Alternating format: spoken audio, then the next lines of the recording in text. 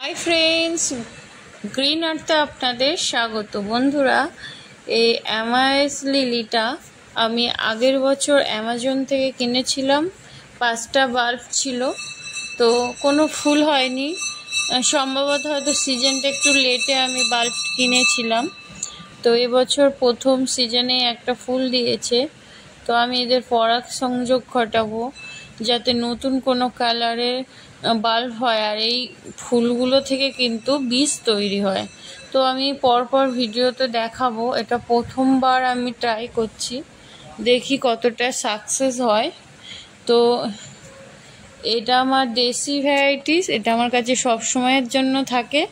তো এটার পরাগ নিয়েই আমি ওই হাইব্রিড ডাবল প্যাটার্ন ফুলটার মধ্যে দেব। তো আপনারাও যদি আপনাদের কাছে দুটো কালার থাকে এইভাবে ট্রাই করতে পারেন। তো এটার গর্ভাশয় কোথায় বোঝা যাচ্ছে না। তো এখানে যে একটা এই যে এর মধ্যেই দিলাম, যত সম্ভব এটা হবে। আর তা না হলে সমস্ত ফুলের পাপড়ির গোড়াতে আমি দিয়ে দেব। তো প্রথমে আমি ওই ফুলের যে শিক্ষা মতো থাকে ওটার মধ্যে দিলাম।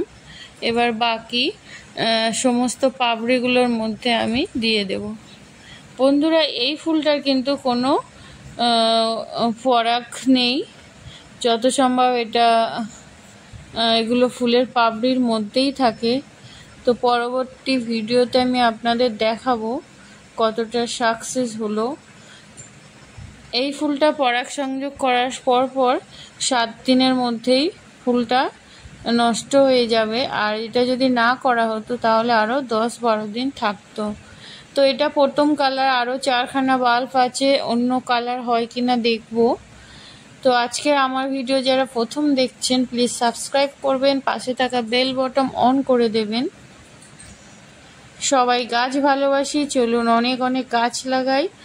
আর গাছ যারা ভালোবাসে তারা তো বোঝেনি গাছ ছাড়া জীবন আনন্দ পাওয়া সম্ভব না। জীবনের আনন্দটাই যেন অনেকটা কমে যায়। আমার কাছে তো গাছ নিয়েই থাকলে সব থেকে আনন্দ বা খুশিটা পাই। অনেকটা তীব্র রোদ্দুর ছিল, দুপুরবেলা ভিডিওটা করেছি, তার জন্য ফুলের কালারগুলো কিন্তু অনেকটা ফেড ফেড লাগছে।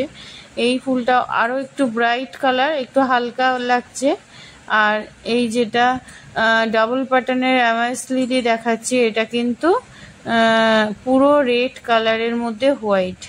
আর এই যে আমার গোড়ার বাল্বগুলো 2 বছর একই জায়গায় আছে।